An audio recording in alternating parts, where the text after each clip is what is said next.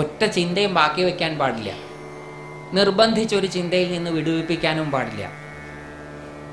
ക്രമേണ മനസ്സ് സ്വയമേവ എല്ലാത്തിൽ നിന്നും വിട്ടാൽ മാത്രമേ ആധ്യാത്മികതയിലേക്ക് നമുക്ക് പോകാൻ പറ്റുള്ളൂ. ബലമായിട്ടുള്ള പിടിച്ചു വലിക്കൽ മനസ്സിൻ്റെ ആരോഗ്യത്തിന് അപകടകരമാണ്.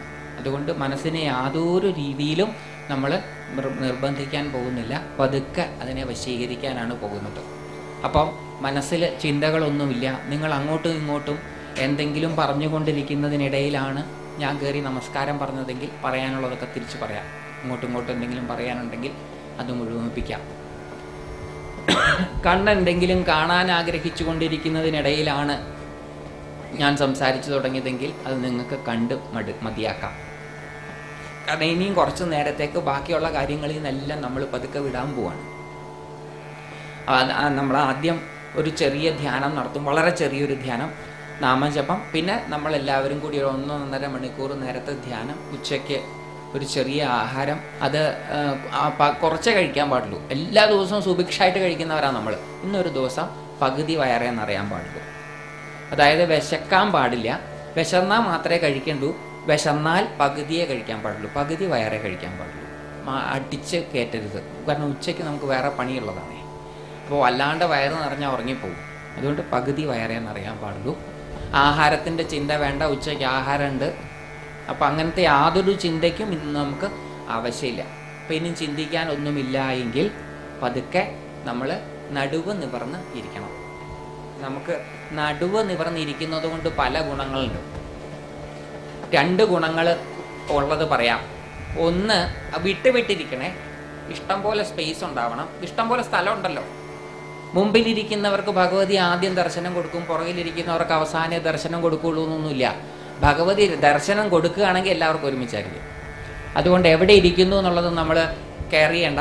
സ്വസ്ഥമായിട്ടിരിക്കണം. നിങ്ങളുടെ ശരീരങ്ങൾ തമ്മിൽ പരസ്പരം മുട്ടരുത്. എല്ലാവരും വിട്ടിരുന്നെങ്കിൽ നടുവ് നിവർത്തുക. നട്ടല് നിവർത്തിയിരിക്കണം. നട്ടല് നിവർത്തിയിരുന്നാൽ 2 ഗുണമുണ്ട്. ധ്യാനിക്കാനിരിക്കുമ്പോഴൊക്കെ നട്ടല് നിവർത്തിയിരിക്കാൻ പറയുന്നതിൻ്റെ ഗുണം 2ആണ്. ഒന്ന്, ഉറക്കം വരില്ല നട്ടല് നിവർന്നിരുന്നാൽ. കാരണം നട്ടല് വളയുമ്പോഴാണ് നമ്മൾ അമ്മയുടെ ഗർഭപാത്രത്തിൽ കിടന്ന ഓർമ്മ ഉപബോധ മനസ്സിൽ വരികയും നമ്മൾ ഉറങ്ങുകയും ചെയ്യുന്നത്. അതുകൊണ്ടാണ് തണുപ്പ് കാലത്ത് മൂടി പൊതച്ച് ചുരുണ്ടുകൂടി കിടക്കുന്നതിൻ്റെ സുഖം പറയുന്നത്. മൂടി പൊതച്ച് ചുരുണ്ടുകൂടി കിടക്കുന്നത് അമ്മയുടെ ഗർഭപാത്രത്തിൽ കിടന്നതിൻ്റെ ഓർമ്മയാണ്. ആ ഓർമ്മ നമ്മളിലേക്ക് വരും ഉപബോധ മനസ്സിൽ നിന്ന്. നമ്മുടെ ജീവിതത്തിലെ ഏറ്റവും സുഖകരമായ കാലാവസ്ഥ, നമ്മുടെ ജീവിതത്തിലെ ഏറ്റവും പ്രധാനപ്പെട്ടതും ഏറ്റവും സുവർണ കാലഘട്ടം, ഗോൾഡൻ ഏജ് എന്ന് പറയുന്നത് അമ്മയുടെ ഗർഭപാത്രത്തിൽ കിടന്നപ്പോഴായിരുന്നു. 9 ചില്ലുവാനം മാസം അമ്മയുടെ ഗർഭപാത്രത്തിൽ കിടന്നപ്പോഴാണ് നമുക്ക് ഏറ്റവും സുഖം ഉണ്ടായിരുന്നത്. അതുകൊണ്ട് നടുവ് വളഞ്ഞാൽ ആ സുഖത്തിൻ്റെ ഓർമ്മ വരികയും ഉറങ്ങുകയും ചെയ്യും. നടുവ് നിവർന്നിരുന്നാൽ വേറൊരു ഗുണവും കൂടിയുണ്ട്. നമുക്ക് അങ്ങനെ ഒരു സാധനം ഉണ്ടെന്ന് മനസ്സിലാവും. നമുക്ക് അങ്ങനെ ഒരു സാധനം ഉണ്ടെന്ന് മനസ്സിലാകാത്ത രീതിയിലാണ് നമ്മൾ ജീവിക്കുന്നത്. അതായത് നട്ടലുണ്ടോ എന്ന് സംശയമാകുന്ന രീതിയിലാണ് നമ്മളുടെ ജീവിതം. നമ്മുടെ വിചാരം ഈ നട്ടലെന്ന് പറയുന്ന സാധനം കാര്യസാധ്യത്തിന് വേണ്ടി ആരുടെ മുമ്പിലും വളയ്ക്കാവുന്ന ഒരു സാധനമാണ്. അങ്ങനെ വളച്ച് നിവർത്തി വയസ്സാവുന്ന സമയത്താണ് നമുക്കിങ്ങനെ നട്ടലെന്ന് പറഞ്ഞൊരു സാധനം ഉണ്ടെന്ന് ഓർമ്മ വരിക. എന്താ കാര്യം എന്നറിയോ? ഊരയ്ക്ക് വേദന വരുമ്പം, നടുവിന് വേദന വരുമ്പോഴാണ് നമുക്ക് തോന്നുക അങ്ങനെ ഒരു സാധനം ഉണ്ടായിരുന്നല്ലോ എന്ന്. അപ്പം നേരത്തെ അത് തോന്നിയാൽ ആ വേദന വരില്ല. അതുകൊണ്ട് നേരത്തെ അത് തോന്നാൻ നടുവ് നിവർന്നിരിക്കണം. അപ്പം നമുക്ക് നടുവ് നിവർന്നിരുന്നാൽ നട്ടലുള്ളവരാണ് നമ്മളെന്നുള്ളൊരു തോന്നൽ നമുക്ക് വരും. നട്ടലുണ്ടായാൽ എന്താ ഒരു ഗുണം? നടുവ് നിവർന്നിരിക്കുന്നവന് മാത്രമേ ധൈര്യം ഉണ്ടാവുകയുള്ളൂ. നടുവ് വളഞ്ഞിരിക്കുന്നവന് ധൈര്യം ഉണ്ടാവില്ല. ധൈര്യമുള്ളവന് മാത്രമേ ജീവിതത്തെ നേരിടാൻ സാധിക്കുകയുള്ളൂ. ധൈര്യമുള്ളവന് മാത്രമേ ജീവിതത്തോട് പ്രതികരിക്കാൻ സാധിക്കുകയുള്ളൂ. ജീവിതത്തോട് പ്രതികരിക്കുന്നവനോട് മാത്രമേ ജീവിതം വഴങ്ങിക്കൊടുക്കുകയുള്ളൂ, അതായത് വിജയിക്കുകയുള്ളൂ. അതുകൊണ്ട് നട്ടെല്ല് നിവർന്നിരിക്കുന്നതിൻ്റെ ഗുണം ചെറുതാണ് എന്ന് ധരിക്കരുത്. നട്ടെല്ല് നിവർന്നിരുന്നാൽ ഉറങ്ങില്ല എന്നുള്ളതും വളരെ വ്യക്തമാണ്. ഉണർന്നിരിക്കും. നട്ടെല്ല് നിവർന്നിരുന്നാൽ ഉണർന്നിരിക്കുന്നവന് മാത്രമേ പ്രതികരിക്കാൻ സാധിക്കുകയുള്ളൂ. പ്രതികരിക്കുന്നവന് മാത്രമേ ജീവിതത്തിൽ മുന്നോട്ട് പോകാൻ സാധ്യതയുള്ളൂ.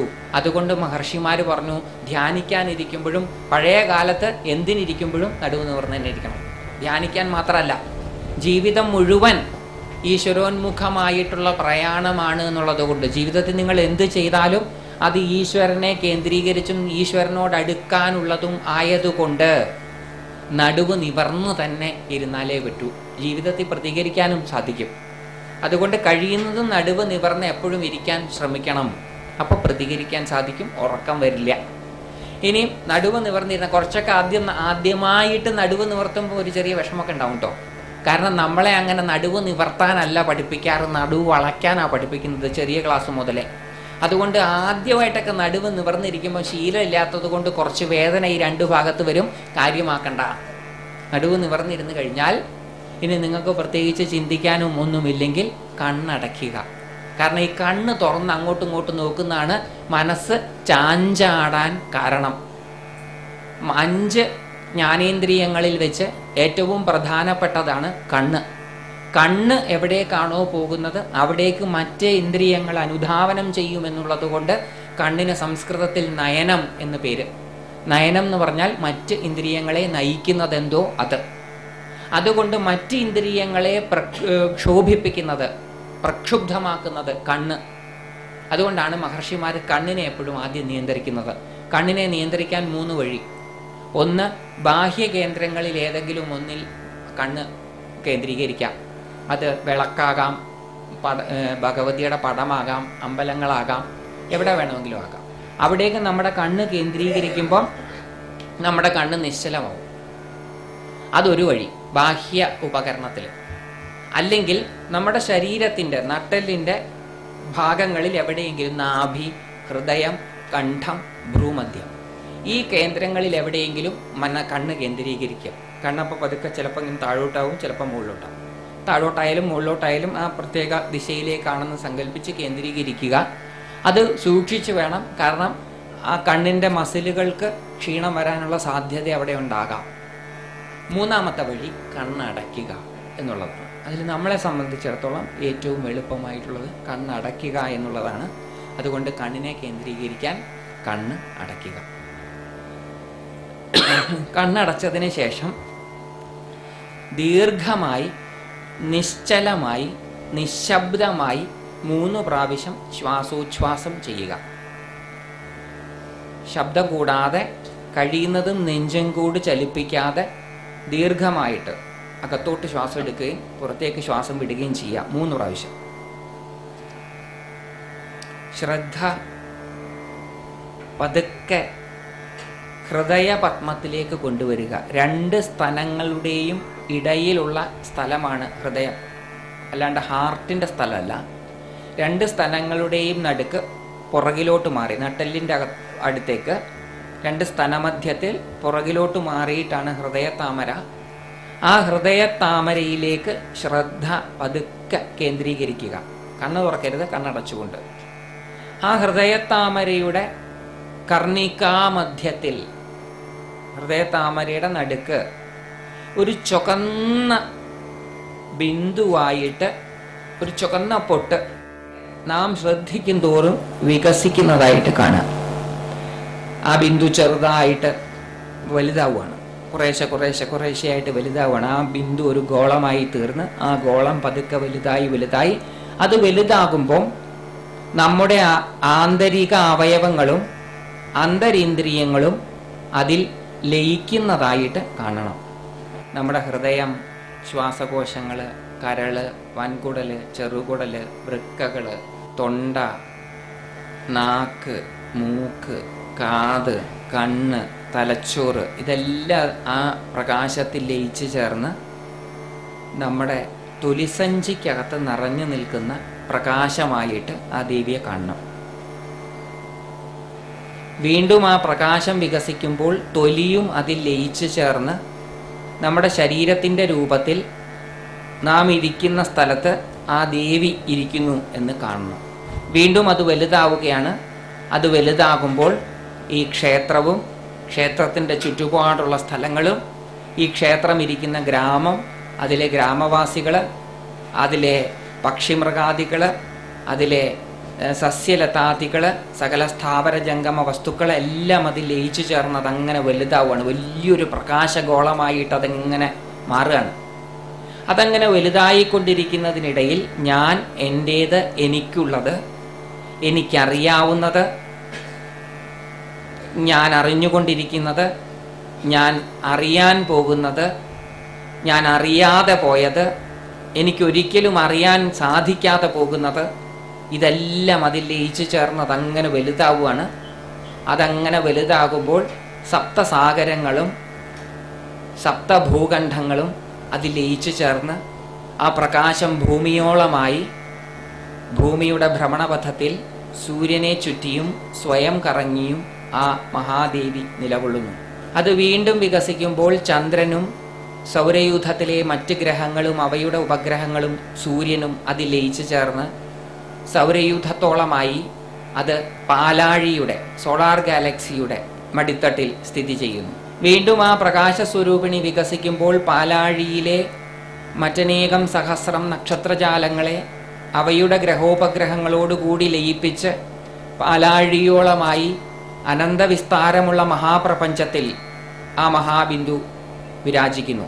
വീണ്ടും അത് വികസിക്കുമ്പോൾ അനന്തവിസ്താരമുള്ള മഹാപ്രപഞ്ചത്തിലെ അനേകം കോടി ലക്ഷ നക്ഷത്രങ്ങളെ മുഴുവൻ അതിൽ ലയിച്ചു ചേർത്ത് എല്ലാത്തിനും താങ്ങായി നിൽക്കുന്ന ശൂന്യതയെയും ലയിപ്പിച്ച് ചേർത്ത് അത് മാത്രമായി മറ്റൊന്നില്ലാതെ സർവം ഖലു ഇദം ബ്രഹ്മ എന്ന സ്ഥിതിയിൽ അതുമാത്രമായി, ആ ചുവന്ന പ്രകാശം മാത്രമായി സ്ഥിതി ചെയ്യുന്നു. അത് ആ പ്രകാശം ചെറുതാവാൻ തുടങ്ങുകയാണ്. അത് ചെറുതാവുമ്പോൾ അതിൽ നേരത്തെ അലിഞ്ഞു ചേർന്നതെല്ലാം, ലയിച്ചു ചേർന്നതെല്ലാം അതിൽ നിന്ന് പുറത്തേക്ക് വരികയും പുനഃസൃഷ്ടിക്കപ്പെടുകയും ചെയ്യും. ആ സർവം ഖലു ഇദം ബ്രഹ്മ എന്ന അവസ്ഥയിൽ നിന്ന് ആ പ്രകാശസ്വരൂപിണി ചെറുതാകുമ്പോൾ അതിൽ നിന്നെല്ലാത്തിനും താങ്ങായി നിൽക്കുന്ന ശൂന്യതയും അനേകം കോടി ലക്ഷ നക്ഷത്രങ്ങളടങ്ങിയ അനന്തമഹാപ്രപഞ്ചവും അതിൽ നിന്ന് ഉരുത്തിരിഞ്ഞു വന്ന് പുനഃസൃഷ്ടിക്കപ്പെട്ട് അത് ചെറുതായി പാലാഴിയോളമായി അനന്തവിസ്താരമുള്ള മഹാപ്രപഞ്ചത്തിൽ സ്ഥിതി ചെയ്യുന്നു. വീണ്ടും അത് ചെറുതാകുമ്പോൾ, സങ്കോചിക്കുമ്പോൾ പാലാഴിയിലെ അനേകം സഹസ്രം നക്ഷത്രജാലങ്ങൾ അവയുടെ ഗ്രഹോപഗ്രഹങ്ങളോടുകൂടി പുനഃസൃഷ്ടിക്കപ്പെട്ട് ആ മഹാപ്രകാശം സൗരയൂഥത്തോളമായി പാലാഴിയിൽ സ്ഥിതി ചെയ്യുന്നു. വീണ്ടും അത് സങ്കോചിക്കുമ്പോൾ സൗരയൂഥത്തിലെ സൂര്യനും മറ്റ് ഗ്രഹങ്ങളും അവയുടെ ഉപഗ്രഹങ്ങളും ചന്ദ്രനും പുനഃസൃഷ്ടിക്കപ്പെട്ട് ആ മഹാപ്രകാശം ഭൂമിയോളം ആയി ഭൂമിയുടെ ഭ്രമണപഥത്തിൽ സൂര്യനെ ചുറ്റിയും സ്വയം കറങ്ങിയും നിലകൊള്ളുന്നു. വീണ്ടും അത് സങ്കോചിക്കുമ്പോൾ അതിൽ നിന്ന് സപ്തസാഗരങ്ങളും സപ്തഭൂഖണ്ഡങ്ങളും ഉരുത്തിരിഞ്ഞു വരുന്നു. അതങ്ങനെ ചെറുതാവുകയാണ്. ആ മഹാബിന്ദു സ്വരൂപിണി ചെറുതാകുന്നതോടൊപ്പം ചെറുതായിക്കൊണ്ടിരിക്കുമ്പോൾ അതിൽ നിന്ന് ഞാൻ, എൻ്റേത്, എനിക്കുള്ളത്, എനിക്കറിയാവുന്നത്, ഞാൻ അറിഞ്ഞുകൊണ്ടിരിക്കുന്നത്, ഞാൻ അറിയാനിരിക്കുന്നത്, എനിക്ക് അറിയാതെ പോയത്, എനിക്കൊരിക്കലും അറിയാൻ സാധിക്കാത്തത്, അതെല്ലാം അതിൽ നിന്ന് പുനഃസൃഷ്ടിക്കപ്പെട്ട് ആ പ്രകാശം ചെറുതാവുകയാണ്. അത് ചെറുതാകുന്നതിനിടയിൽ ഈ ഗ്രാമം, അതിലെ ഗ്രാമവാസികൾ, സകല സ്ഥാവര ജംഗമ വസ്തുക്കൾ, പക്ഷിമൃഗാദികൾ, സസ്യലതാദികൾ ഇതെല്ലാം പുറത്തേക്ക് വന്നത് ചെറുതാവുകയാണ്. അത് ചെറുതാകുമ്പോൾ ഈ ക്ഷേത്രം, ക്ഷേത്രാങ്കണം, ഈ ക്ഷേത്രാങ്കണത്തിലിരിക്കുന്ന മറ്റുള്ളവരെല്ലാം, നമ്മുടെ ഇരുപുറങ്ങളിലും മുകളിലും താഴെയും ഇരിക്കുന്നതുമെല്ലാം പുനഃസൃഷ്ടിക്കപ്പെട്ട് നമ്മുടെ ശരീരത്തിൻ്റെ സ്വരൂപത്തിൽ ആ മഹാപ്രകാശം വർത്തിക്കുന്നു. അത് വീണ്ടും ചെറുതാവുമ്പോൾ അതിൽ നിന്ന് തൊലി ഉരുത്തിരിഞ്ഞു വരികയും തൊലിസഞ്ചിക്കകത്ത് നിറച്ചു വെച്ചിരിക്കുന്ന പ്രകാശജാലമായി ആ മഹാപ്രകാശ സ്വരൂപിണി വിരാജിക്കുകയും ചെയ്യുന്നു. വീണ്ടും അത് സങ്കോചിക്കുമ്പോൾ അതിൽ നിന്ന് തലച്ചോറ്, കണ്ണ്, മൂക്ക്, നാക്ക്, കാത്, തൊണ്ട, ഹൃദയം, ശ്വാസകോശങ്ങൾ, കരള്, വൻകുടല്, ചെറുകുടല്, വൃക്കകള്, രക്തം, രക്തധമനി, മാംസം, അസ്ഥി, മജ്ജ ഇവയെല്ലാം ഉരുത്തിരിഞ്ഞു വന്ന് ആ പ്രകാശം നമ്മുടെ ഹൃദയ പത്മകർണികാ മധ്യത്തിലേക്ക്, ഹൃദയതാമരയുടെ നടുക്കിലേക്ക് ചെറുതായി ചെറുതായി ചെറുതായി ചുരുങ്ങുകയാണ്. നമ്മുടെ ഹൃദയപത്മ മധ്യത്തിലേക്ക് അത് ചെറുതായി ചെറുതായി ചെറുതായി ചെറുതായി ചെറുതായി ചെറുതായി ഇനി ചെറുതാകാൻ പറ്റാത്ത അത്ര ചെറുതായി അത്യുജ്വല പ്രഭ ചൊരിഞ്ഞുകൊണ്ട് നമ്മുടെ ഹൃദയപത്മ മധ്യത്തിൽ നമ്മെ മുന്നോട്ട് നയിക്കുന്നതിന് വേണ്ടി മഹാകാരുണ്യവതിയായ ആ ദേവി വിരാജിക്കുന്നു. ആ ദേവിയുടെ തൃപ്പാദ പത്മങ്ങളെ മനസ്സുകൊണ്ടും വാക്കുകൊണ്ടും ശരീരം കൊണ്ടും നമസ്കരിച്ച് ആ ദേവിയുടെ അനുഗ്രഹാതിരേകത്തിൽ നിറഞ്ഞ് ദേവിയെ നമസ്കരിക്കുവാൻ ലഭിച്ച പുണ്യം, അനേകം ജന്മങ്ങളിൽ ചെയ്ത പുണ്യം കൊണ്ട് മാത്രമേ ദേവിയെ നമസ്കരിക്കാൻ സാധിക്കുകയുള്ളൂ. ആ ദേവിയെ നമസ്കരിക്കാൻ സാധിച്ചതിലുള്ള പുണ്യത്തിൽ സന്തോഷിച്ച് പതുക്കെ നിശ്ചലമായി നിശബ്ദമായി 3 പ്രാവശ്യം ശ്വാസോച്ഛ്വാസം ചെയ്ത് കണ്ണു തുറക്കുക.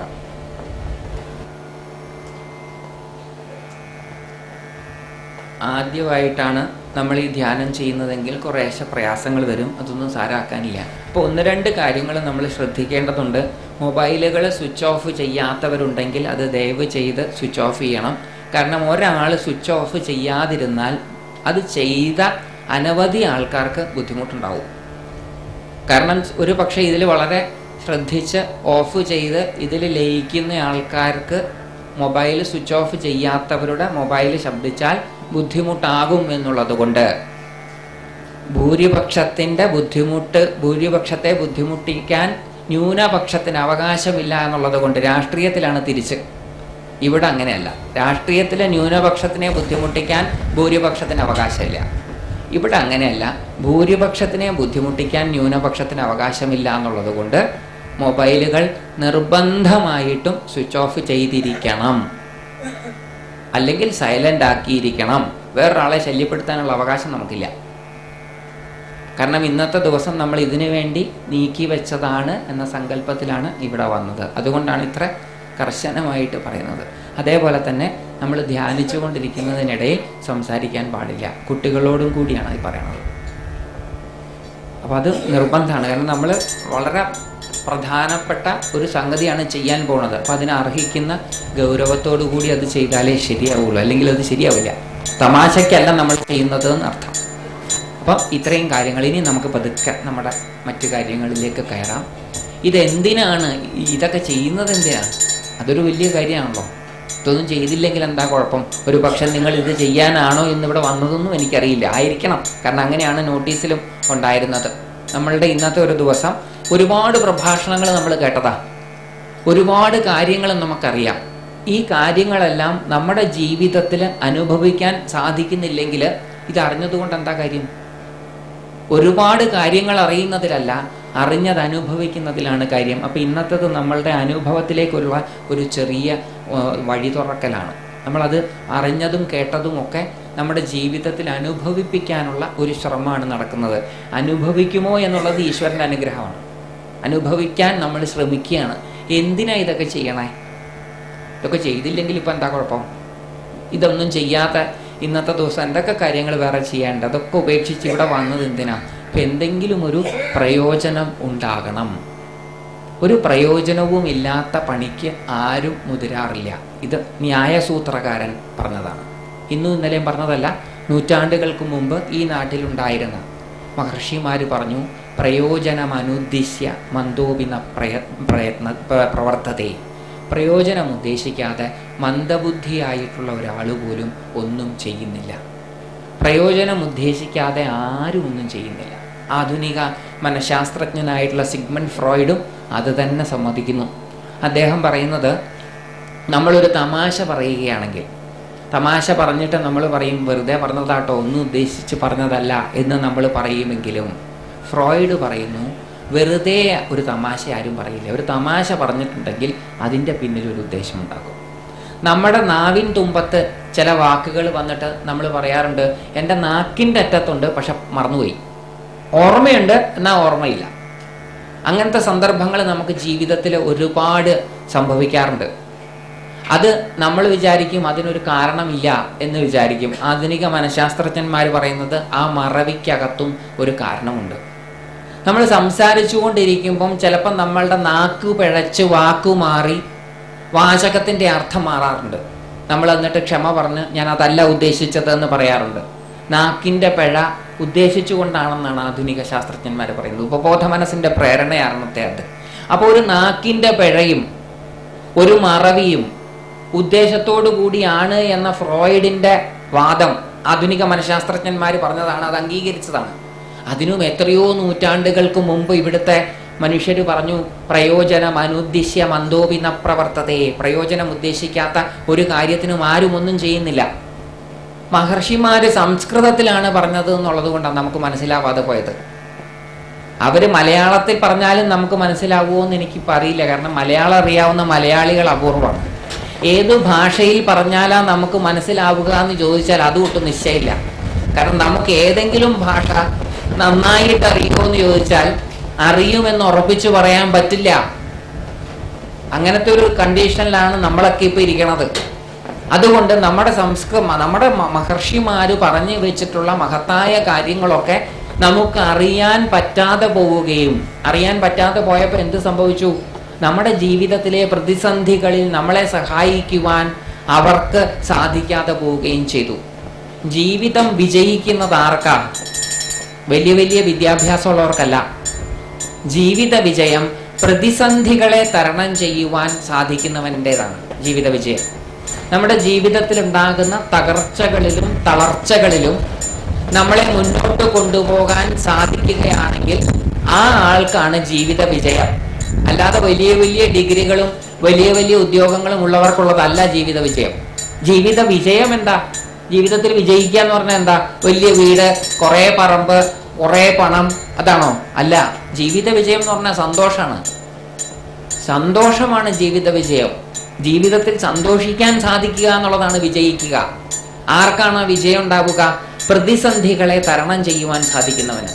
പ്രതിസന്ധികളെ തരണം ചെയ്യുവാൻ ഇന്നത്തെ വിദ്യാഭ്യാസം കൊണ്ട് സാധിക്കില്ല. ഇന്നത്തെ വിദ്യാഭ്യാസം കൊണ്ടും ഇന്നത്തെ ബുദ്ധിമാന്മാർക്കും പ്രതിസന്ധികളെ തരണം ചെയ്യുവാൻ സാധിക്കുമായിരുന്നു എങ്കിൽ ഇന്ന് ലോകത്ത് സാമ്പത്തിക പ്രതിസന്ധി ഉണ്ടാവുകയില്ലായിരുന്നു. ഇന്നത്തെ ലോകത്തെ ഏറ്റവും വലിയൊരു പ്രശ്നം, ഇന്ന് നമ്മുടെ ഇന്ത്യ അടക്കമുള്ള എല്ലാവരും നേരിട്ട് കൊണ്ടിരിക്കുന്ന പ്രശ്നം സാമ്പത്തിക പ്രതിസന്ധിയാണ്. ആ സാമ്പത്തിക പ്രതിസന്ധി അടിച്ചേൽപ്പിക്കുന്ന ഇൻഫ്ലേഷൻ, വർദ്ധിച്ചു വരുന്ന വില, അതൊക്കെ കൂടെ ചേർന്നിട്ടാണ് ഇന്നത്തെ പ്രതിസന്ധി. ബുദ്ധിമാന്മാർക്ക് ബുദ്ധി കൊണ്ട് ഈ പ്രശ്നം സോൾവ് ചെയ്യുവാൻ സാധിക്കുമായിരുന്നു എങ്കിൽ എന്തുകൊണ്ടാണ് സാധിക്കാത്തത്? ബുദ്ധിമാന്മാരുടെ കുറവാണോ? വിദ്യാസമ്പന്നരുടെ കുറവാണോ? വിദ്യാഭ്യാസം കൊണ്ട് അത് സാധിക്കില്ല. ഇത് മനസ്സിലാക്കിയത് നമ്മുടെ മഹർഷിമാരാണ്. സാധാരണ രീതിയിലുള്ള ബുദ്ധി കൊണ്ട് ജീവിത വിജയം നേടില്ല എന്ന് മനസ്സിലാക്കിയ അവര് എല്ലാത്തിനെയും പോഷിപ്പിക്കുന്നവനായ പൂഷാവിനോട് പ്രാർത്ഥിച്ചു, ഞങ്ങളുടെ ബുദ്ധിയെ പ്രചോദിപ്പിക്കണേ എന്ന്. ഗായത്രി മന്ത്രം ഋഗ്വേദത്തില് 10,000 ഋക്കുകളിലുള്ളതിൽ മന്ത്രങ്ങളുള്ളതിൽ ഇത് മാത്രമേ ബുദ്ധിയെ പ്രചോദിപ്പിക്കണേ എന്ന് പ്രാർത്ഥിക്കുന്നുള്ളൂ. പ്രചോദിതമായിട്ടുള്ള ബുദ്ധിയുള്ളവന് മാത്രമേ ജീവിത പ്രതിസന്ധികളെ നേരിടുവാൻ സാധിക്കുകയുള്ളൂ. അപ്പൊ നമ്മൾ ഇന്ന് ചെയ്യുന്ന എല്ലാ അഭ്യാസങ്ങളും ആധ്യാത്മികമായിട്ടുള്ള അഭ്യാസങ്ങളാണ് നമ്മൾ ചെയ്യാൻ പോകുന്നത്. മനസ്സിനെ നമ്മൾ ട്രെയിൻ ചെയ്യിക്കാൻ പോവുക. ഇതുകൊണ്ട് നമ്മൾ ഉദ്ദേശിക്കുന്നത് നമ്മളുടെ ബുദ്ധിയെ പ്രചോദിപ്പിക്കുവാനാണ്. അതായത് ഇന്നത്തെ ഈ ദിവസം കഴിഞ്ഞ് നമ്മൾ നിത്യജീവിതത്തിൽ വ്യാപരിക്കുമ്പോൾ നമ്മുടെ നിത്യജീവിതത്തിലെ എല്ലാ മേഖലകളിലും, നമ്മൾ വ്യാപരിക്കുന്ന മേഖലകളിൽ നമുക്ക് ഇപ്പോൾ നിൽക്കുന്നതിലും കൂടുതൽ മുന്നോട്ട് പോകാൻ സാധിക്കണം. അതാണ് നമ്മുടെ ലക്ഷ്യം. നമുക്കിന്ന് ജീവിതത്തിൽ, നമ്മുടെ ഓരോരുത്തരുടെയും ജീവിതത്തിൽ ഒരുപാട് ബുദ്ധിമുട്ടുകളുണ്ട്. ബുദ്ധിമുട്ടുകൾ ഇല്ലാത്തവർ ഇല്ല. നമ്മളുടെ ജീവിതത്തിലെ ബുദ്ധിമുട്ടുകളിൽ നമുക്ക് മുന്നോട്ട് പോകാൻ വഴി തുറന്ന് കിട്ടണം. അതാണ് നമ്മുടെ പ്രശ്നം, അതാണ് നമ്മളെ ആവശ്യം. ആ ആവശ്യത്തിന് വേണ്ടിയിട്ടാണ് നമ്മളിത് ചെയ്യുന്നത്. നമ്മുടെ ബുദ്ധിയെ പ്രചോദിപ്പിച്ച് നമ്മുടെ ജീവിതത്തിൽ കൃത്യമായിട്ട് എടുക്കേണ്ടുന്ന തീരുമാനങ്ങൾ നമ്മൾ എടുക്കുകയും നമ്മുടെ ജീവിതം മുന്നോട്ട് പോവുകയും ചെയ്യുമ്പോൾ നാം സ്വാഭാവികമായിട്ടും ഈശ്വരനോടെടുക്കും. ഈശ്വരനോടെടുക്കുക എന്ന് പറഞ്ഞാൽ ജീവിതത്തിൽ നിന്ന് അകലുക എന്നൊരർത്ഥം ഇല്ല. നമ്മൾ അങ്ങനെയും ധരിച്ചു വെച്ചിട്ടുണ്ട്. നമ്മുടെ വിചാരം, നമ്മളുടെ ഒരു ധാരണ, അത് തെറ്റായ ധാരണയാണ്. ഈശ്വരനോടടുക്കും തോറും ജീവിതത്തിൽ നിന്ന് അകലണം എന്ന് നമ്മൾ ധരിച്ചു വെച്ചു. അതുകൊണ്ട് നമ്മുടെ മക്കളൊക്കെ ആധ്യാത്മികമായ കാര്യങ്ങളിൽ കുറച്ച് കൂടുതൽ താല്പര്യം കാണിച്ചാൽ അച്ഛനമ്മമാർ സമ്മതിക്കില്ല. അത് നമ്മുടെയൊക്കെ ഒരു പതിവാണ്. അതായത് നമ്മൾ ഒരു ഉദാഹരണം പറയാം, പെട്ടെന്ന് മനസ്സിലാവും. സന്യാസിമാരെയൊക്കെ കണ്ടാൽ ഉടൻ നമസ്കരിക്കും. മക്കൾ ആരെങ്കിലും ഇത് കുറച്ച് കൂടുതൽ ആധ്യാത്മികതയായാൽ വീട്ടിൽ അവരോട് നമ്മൾ ചോദിക്കും, നീ എന്താടാ സന്യസിക്കാൻ പോവാണോ? മക്കളോട് സന്യസിക്കാൻ പോവുകയാണോ എന്ന് ദേഷ്യപ്പെട്ട് ചോദിക്കുകയും സന്യാസിയെ നമസ്കരിക്കുകയും ചെയ്യുന്ന കാണുമ്പോൾ മക്കൾക്ക് ആകെ സംശയമായി. അച്ഛനും അമ്മയും സന്യാസിയെ കണ്ടാൽ നമസ്കരിക്കുന്നു, എന്നോട് ചോദിക്കുകയാണ് സന്യസിക്കാൻ പോവാണോ എന്ന്. അപ്പൊ അച്ഛനും അമ്മയും മോശമായതിനെയാണോ നമസ്കരിക്കുന്നത് എന്ന് അവർക്ക് തോന്നും. നമ്മളൊക്കെ ചെയ്യുന്നതാണ്, നമ്മുടെ വീടുകളിലെല്ലാ അനുഭവമാണ്. അറിയാതെ നമ്മൾ ശങ്കരാചാര്യരൊക്കെ കഥ കേട്ടു, ആ മുതലൊക്കെ അടിച്ച കഥയൊക്കെ നമ്മൾ കേട്ടപ്പോൾ നമ്മുടെ ധാരണ ഈശ്വരനോടടുത്താൽ ജീവിതം വിടണം, ജീവിതത്തിൽ നിന്നാൽ ഈശ്വരൻ ഉണ്ടാവില്ല. ഇതൊരു തെറ്റായ ധാരണയാണ്. ജീവിതം മുഴുവനും ഈശ്വരമയമാണ്. ഈശ്വരൻ അല്ലാതെ ഈ ലോകത്തൊന്നുമില്ല എന്നുള്ളത് കൊണ്ട് ജീവിതത്തിൽ നിന്ന് വ്യതിരിക്തനല്ല ഈശ്വരൻ. അതാദ്യം ധരിക്കണം. അപ്പോൾ ഈശ്വരന്റെ അനുഗ്രഹം ഉണ്ടാകുന്നു എന്നെങ്ങനെയാണ് നമ്മൾ അറിയാം? ഭൗതികമായിട്ടുള്ള സമൃദ്ധി ഉണ്ടാകും. ഭൗതികമായിട്ടുള്ള സമൃദ്ധി ഈശ്വരാനുഗ്രഹത്തിൻ്റെ ലക്ഷണമാണ്. ഈശ്വരോന്മുഖമായിട്ടുള്ള പ്രയാണത്തിന് ഭൗതിക സമൃദ്ധി അനിവാര്യമാണ്. ജീവിതത്തിൽ അത്യാവശ്യം സുഖങ്ങളൊന്നുമില്ലെങ്കിൽ ആധ്യാത്മികനാവാൻ സാധിക്കില്ല. അതുകൊണ്ട് ജീവിത വിജയം ആധ്യാത്മികതയ്ക്ക് അനിവാര്യമാണ്. അതിന് ഉദാഹരണം കൂടി തരാം. അർജുനനാണ് അതിന് ഉദാഹരണം. അർജുനൻ ആരായിരുന്നു? ശ്രീകൃഷ്ണ ഭഗവാൻ അർജുനനാണ് ഗീത പറഞ്ഞു കൊടുത്തത്. ആരായിരുന്നു അർജുനൻ? അർജുനൻ 14 ലോകങ്ങളും ചുറ്റി നടന്ന മനുഷ്യനാണ്. അദ്ദേഹം ഈ ലോകം മുഴുവൻ ചുറ്റുമ്പോൾ അദ്ദേഹത്തിന് പലരും പല സമ്മാനങ്ങളും കൊടുത്തു. അദ്ദേഹത്തിന് പശുക്കളെയും സ്ഥലങ്ങളും മറ്റും ദാനം ചെയ്യുമ്പോൾ അദ്ദേഹം പറയുന്നുണ്ട്, ഭാരതത്തിൽ അദ്ദേഹം പറയുന്നുണ്ട്, എനിക്ക് പശുക്കളോ മറ്റു ധനങ്ങളോ അല്ല ആവശ്യം, എനിക്ക് ആയുധങ്ങളാണ് ആവശ്യം. ദിവ്യായുധങ്ങൾ വല്ലതുമുണ്ടെങ്കിൽ അത് തരണം. എന്തിനാണ് അർജുനൻ ദിവ്യായുധം ചോദിച്ചത്? അർജുനൻ എന്തുകൊണ്ടാണ് പശുക്കളും മറ്റു ഭൂമിയും ചോദിക്കാതിരുന്നത്? അതൊരു പ്രധാനപ്പെട്ട ചിന്തയാണ്. ഭാരതത്തിൽ ഈ കഥ പറയുന്നേ ഉള്ളൂ, ചിന്തിക്കുന്നില്ല. അത് നമ്മൾ ചെയ്യേണ്ടതാണ്. അർജുനന്റെ സ്വഭാവം എന്താ? അർജുനൻ എന്താണ് വാസ്തവത്തിൽ? അർജുനൻ ഒരു വില്ലാളി വീരനാണ്. അർജുനൻ ഒരു യോദ്ധാവാണ്. അർജുനൻ ഒരു രാജാവാണ്. രാജാവിന്റെ ധർമ്മം എന്താ? തൻ്റെ പ്രജകളെ അവരെ ഉപദ്രവിക്കുന്നവരിൽ നിന്ന് രക്ഷിക്കുക എന്നുള്ളതാണ് രാജാവിന്റെ ധർമ്മം. തൻ്റെ പ്രജകളെ അവരുടെ ശത്രുക്കളിൽ നിന്ന് രക്ഷിക്കണമെങ്കിൽ യുദ്ധത്തിൽ ജയിക്കാൻ സാധിക്കണം. യുദ്ധത്തിൽ ജയിക്കണമെങ്കിൽ എന്ത് വേണം? ദിവ്യമായിട്ടുള്ള ആയുധങ്ങളുടെ ബലം വേണം. അപ്പോൾ അർജുനൻ 14 ലോകങ്ങളും സഞ്ചരിച്ചപ്പോൾ തൻ്റെ ജീവിത വിജയത്തിന് ആവശ്യമായിട്ടുള്ള ആയുധങ്ങൾ സ്വരുക്കൂട്ടുകയാണ് ചെയ്തത്. അതായത് എൻ്റെ ജീവിതം ഇന്ന ലക്ഷ്യത്തിന് വേണ്ടിയാണ് എന്ന് എനിക്ക് മനസ്സിലായി കഴിഞ്ഞാൽ ആ ലക്ഷ്യത്തിലേക്ക് എന്നെ അടുപ്പിക്കുവാൻ വേണ്ടതാണ് ഞാൻ എപ്പോഴും സംഭരിക്കുക. നമുക്ക് ദൈവാധീനത്തിന് അങ്ങനെ ഒരു ലക്ഷ്യമേ ഇല്ല. ഉണ്ടോ? ഈ ജീവിതത്തിൽ എന്താ ആഗ്രഹിക്കുന്നതെന്ന് ചോദിച്ചാൽ ഒറ്റ ആഗ്രഹമേ സാധിച്ചു തരികയുള്ളെങ്കിൽ എന്ത് ചോദിക്കും? ബുദ്ധിമുട്ടാ. അങ്ങനെ ഒരു ആഗ്രഹം ഇല്ല. അതുകൊണ്ടാണ് ദൈവം പ്രത്യക്ഷപ്പെടാത്തത്. കാരണം ദേവി എപ്പോൾ പ്രത്യക്ഷപ്പെട്ടാലും ചോദിക്കുന്നത് കേട്ടിട്ടില്ലേ? വരം ചോദിച്ചോളൂ എന്ന്. ദേവന്മാർക്ക് പ്രത്യക്ഷപ്പെട്ടു. മഹിഷാസുരനെ നിഗ്രഹിച്ചതിന് ശേഷം ദേവന്മാര് ശക്രാതിസ്തുതി ദേവി മഹാത്മ്യത്തിലെ സ്തുതിച്ചു. ദേവി സന്തോഷിച്ചു. എന്നിട്ട് ദേവി പറഞ്ഞു വരം ചോദിച്ചോളൂ എന്ന്. നമ്മളോട് അങ്ങനെ പറഞ്ഞാൽ നമ്മൾ എന്ത് വരാ ചോദിക്കുക? ആലോചിക്കട്ടെ ദേവി, ഒരു 3 ദിവസം സമയം തരുമെന്ന് ചോദിക്കും. അപ്പൊ ദേവിക്ക് അങ്ങനെ നമ്മുടെ കാര്യമൊക്കെ കാത്തു കിടക്കാൻ സമയമില്ലാത്തതുകൊണ്ട് അവർ യൂണിയൻ കൂടി ഒരു തീരുമാനിച്ചു. മനുഷ്യർക്ക് ലക്ഷ്യബോധമില്ല, അതുകൊണ്ട് ഇനി പ്രത്യക്ഷപ്പെടേണ്ടതാണ്. ലക്ഷ്യബോധമില്ല. എന്തിനാ ജീവിക്കുന്നത്? ആ രണ്ടാമത്തെ അക്ഷരം എന്ത് ഉപകാരമാണെന്നൊന്ന് ആലോചിച്ച് നോക്കിയേ. മലയാളത്തിലെ അല്ലെങ്കിൽ സംസ്കൃത അക്ഷരമാലയിലെ രണ്ടാമത്തെ അക്ഷരം ഇല്ലായിരുന്നെങ്കിൽ പല ചോദ്യങ്ങൾക്കും ഉത്തരം മുട്ടിപ്പോയനെ നമ്മൾ. ഈ രണ്ടാമത്തെ അക്ഷരം ഉള്ളത് കൊണ്ട് ഏത് ചോദ്യത്തിനും നമുക്ക് ഉത്തരമായി. എന്താ അത് ഉത്തരം? ആ ഉത്തരം ഉള്ളത് കൊണ്ട് എന്തൊരു രസമായി എന്ന് ആലോചിച്ച് നോക്കി. ഈ രണ്ടാമത്തെ അക്ഷരമാണ് നമ്മളെ രക്ഷിക്കുന്നത്. നമുക്ക് പലപ്പോഴും ലക്ഷ്യമില്ല. അപ്പോൾ ലക്ഷ്യമുണ്ടാവണം. അത് മാറാം. നാളെ ആ ലക്ഷ്യം മാറാം. പക്ഷെ ഇന്നൊരു ലക്ഷ്യം ഉണ്ടാകണം. ലക്ഷ്യം ഉണ്ടാവാൻ എന്ത് ചെയ്യണം? ലക്ഷ്യം ഉണ്ടാകാൻ എനിക്ക് എന്നെ അറിയണം. എന്നെ അറിഞ്ഞാൽ മാത്രമേ എനിക്ക് എന്താ വേണ്ടതെന്ന് എനിക്ക് ചിന്തിക്കാൻ പറ്റുള്ളൂ. നിങ്ങളെ എനിക്ക് അറിഞ്ഞാൽ മാത്രമേ നിങ്ങൾക്ക് വേണ്ടത് എനിക്ക് തരാൻ പറ്റുള്ളൂ. നിങ്ങളുടെ രോഗത്തെ മനസ്സിലായാൽ മാത്രമേ ഡോക്ടർക്ക് നിങ്ങളുടെ രോഗത്തെ ചികിത്സിക്കാൻ സാധിക്കുകയുള്ളൂ. എന്തിന് ഒരു പരിഹാരം ഉണ്ടാകണമെങ്കിലും അതിനെക്കുറിച്ച് അറിയണം. നിങ്ങൾക്ക് നിങ്ങളുടെ ലക്ഷ്യത്തെക്കുറിച്ച് ബോധ്യം ഉണ്ടാകണമെങ്കിൽ നിങ്ങൾക്ക് നിങ്ങളെ അറിയണം. അതിനെന്ത് വേണം? എങ്ങനെയപ്പോൾ എനിക്ക് എന്നെ അറിയാം? കണ്ണാടി നോക്കി അറിയോ? അറിയില്ല. പിന്നെ എങ്ങനെ വേണം? എൻ്റെ കൂടെ ഞാനിരിക്കണം. എൻ്റെ കൂടെ ഞാൻ ഇരിക്കാറില്ല. ലോകത്തെ ഏറ്റവും വലിയ ബോറൻ ആരാണെന്നറിയോ? നമ്മളെ ഓരോരുത്തരെയും സംബന്ധിച്ചിടത്തോളം ഞാൻ എന്ന് പറഞ്ഞാൽ ഇരിക്കുന്ന ഞാനല്ല, നിങ്ങളുടെ ഓരോരുത്തരുടെയും ഞാൻ തെളിയിച്ചു തരാത്തത്. നമുക്ക് ഒട്ടും ബോറന്മാരുടെ കൂടെ ഇരിക്കുന്നത് ഇഷ്ടമാണോ അല്ലയോ? ഇഷ്ടമല്ല. സംശയമില്ലല്ലോ ആ കാര്യത്തിൽ. നമുക്ക് നമ്മുടെ വീട്ടിൽ കറണ്ട് പോയാൽ എന്തു ചെയ്യും? മൊബൈൽ എടുക്കും. മൊബൈലിലെ ചാർജ് തീർന്നാൽ എന്തു ചെയ്യും? പുറത്തേക്ക് ഇറങ്ങും. എന്താ കാര്യം ഈ പുറത്തേക്ക് ഇറങ്ങുന്നത്? ബോറടിക്കുന്നു. നിങ്ങൾ ആരുടെ കൂടെയാണ് ഇരിക്കുന്നത്? അപ്പം എൻ്റെ കൂടെ ഇരിക്കണം. എൻ്റെ വീട്ടിൽ ഞാൻ മാത്രമേ ഉള്ളെങ്കിൽ ഞാൻ ആരുടെ കൂടെ ഇരിക്കണേ? എൻ്റെ കൂടെ ഇരിക്കുന്നത്. എൻ്റെ കൂടെ ഞാനിരുന്നാൽ എനിക്ക് ബോറടിക്കും. അതുകൊണ്ട് ഞാൻ മൊബൈൽ നോക്കും, TV നോക്കും, ഒന്നും കിട്ടിയില്ലേ പഴയ മാസിക നോക്കും. ഇതൊന്നും ഇല്ലെങ്കിൽ പുറത്ത് ചാടി ആരോടെങ്കിലും ഒന്ന് സംസാരിക്കാൻ ശ്രമിക്കും. ബോറടിക്കുകയാണ്. എന്താ കാര്യം? എൻ്റെ കൂടെ ഞാനിരുന്നാൽ എൻ്റെ ഉള്ളിൽ എനിക്കിഷ്ടമല്ലാത്തത് ഞാൻ അറിയേണ്ടി വരും. നമ്മുടെ ഓരോരുത്തരുടെ ഉള്ളിലും നമുക്കിഷ്ടമല്ലാത്ത പലതുമുണ്ട്.